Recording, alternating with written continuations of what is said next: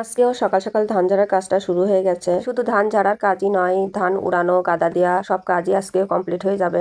এরপরে কাজ হলো অয়েলি মোলে পরিষ্কার করা, চিটা উড়ানো, ধান সেদ্ধ করা, শুকানো, মাড়াই করা, তারপর চাউলগুলো ঝেড়ে ব্রেলে ভরে রান্না করে তারপরেই খাওয়ার পালা।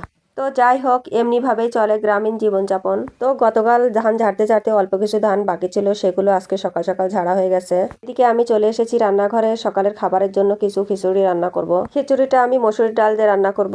তো পরিমাণ মতো চাল আর মসুরি ডাল নিয়ে ভালোভাবে ধুয়ে নিয়েছি। খিচুড়ির মধ্যে মাংস বা চর্বি কিছুই দিব না। খিচুড়িটা আমি মশলা কষিয়ে ভুনা খিচুড়ির মতো রান্না করব।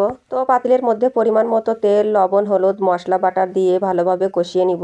এরপরে কিছু তেজপাতা, গরম মশলা, কিছু আলুও দিয়ে দিয়েছি। এবার ভালোভাবে কষিয়ে নিব। ভুনা খিচুড়িটা আমি শুকনো চাল দিয়ে রান্না করেছি, তবুও কিছু শুকনো চাল বেছে নিলাম। এদিকে মশলাগুলো ভালোভাবে কষানো হয়ে গেছে, তো আমি চাউল আর ডাউল দিয়ে ভালোভাবে কষিয়ে পানি দিয়ে দিয়েছি। এদিকে শুকনো ঝালগুলো ভাজা হয়ে গেছে। ভুনা খিচুড়ির সাথে শুকনো ঝাল খুবই পারফেক্ট। তো শুধু ভুনা খিচুড়ি নয়, এর সাথে আছে শুকনো ঝাল ভাজা, পেঁয়াজ, লেবু আর আছে আমের আচার। তো যাই হোক, খিচুড়ি রান্না করে সবার খাবার দিয়ে দিয়েছি। সকালের খাবারের পরে অনেকগুলো ধান ওড়ানো হয়ে গেছে। তো ধান ওড়ানো শেষে আমি বস্তাগুলো নিয়ে চলে এসেছি। এই বস্তাগুলোর ভিতরে বাসার সিদ্ধ করার জন্য ধান দেওয়া হবে। ওদিকে বিচলি কাদা সাজানো প্রায় শেষের পথে। তো ধানগুলো মেশিনে ওড়ানো হচ্ছে বলে খুব তাড়াতাড়ি পরিষ্কার হয়ে যাচ্ছে। একদিকে ধান ওড়াচ্ছে আর একদিকে বিচলি কাদা সাজানো হচ্ছে। এটা হচ্ছে ফুকো মেশিন, ধান ওড়ানোর জন্য এই মেশিনটা ব্যবহার করে সবাই। এদিকে তো ধান ওড়াতে ওড়াতে দুপুর হয়ে গেছে। তো বস্তাগুলো দিয়ে আমি চলে এসেছি রান্নাঘরে। আজকে দুপুরে রান্না করব মুরগির মাংস আর শোলা কচু। এই শোলা কচুটা ঘুটে আমি রসুন দিয়ে তেলের পরে দিব। অনেকে আবার বলে রসুন দিয়ে বাগার দিব। তো মাটির চুলার এক পাশে ভাত আর এক পাশে শোলা কচু রান্না বসিয়ে দিয়েছি। ওদিকে তো ধানগুলো উড়ানো শেষ করে বাসার খাবারের জন্য বস্তাগুলো ভরে মুখ বাঁধাও শেষ হয়ে গেছে। তো আমি দুপুরে রান্না শেষ করেই বস্তাগুলো বারান্দায় তুলে নিব। এদিকে আমার মাংসগুলো কোটাকাটি সব শেষ হয়ে গেছে।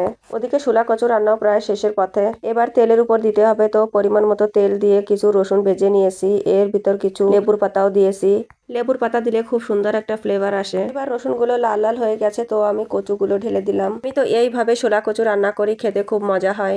ভাত আর শোলা কচু রান্না শেষ হয়ে গেছে। এবার মুরগির মাংস রান্না করব। তো একটি পাতিলে পরিমাণ মতন তেল দিয়ে মশলা, লবণ, হলুদ, শুকনো ঝাল দিয়ে ভালোভাবে কষিয়ে নিয়েছি। তো রান্না করতে করতে আমার রান্নাঘরের সবকিছু পরিষ্কার করা শেষ হয়ে গেছে। রান্না শেষ করার আগে সবসময় আমার রান্নাঘরটা আগেই পরিষ্কার করা হয়ে যায়। এবার মশলাগুলো ভালোভাবে কষিয়ে কেটে রাখা মাংসগুলো দিয়ে দিয়েছি। মাংসের ভিতর কিছু আলুও দিয়ে দিলাম। তো মাংসগুলো আমি অনেকটা সময় ধরে কষিয়ে নিয়েছি। মাংসটা ভালোভাবে কষিয়ে পরিমাণ মতো ঝোলের পানিও দিয়ে দিলাম। একটু পরে মাংস রান্না হয়ে যাবে। এদিকে আনিকা থালা বাসনগুলো ধুয়ে দিচ্ছিল।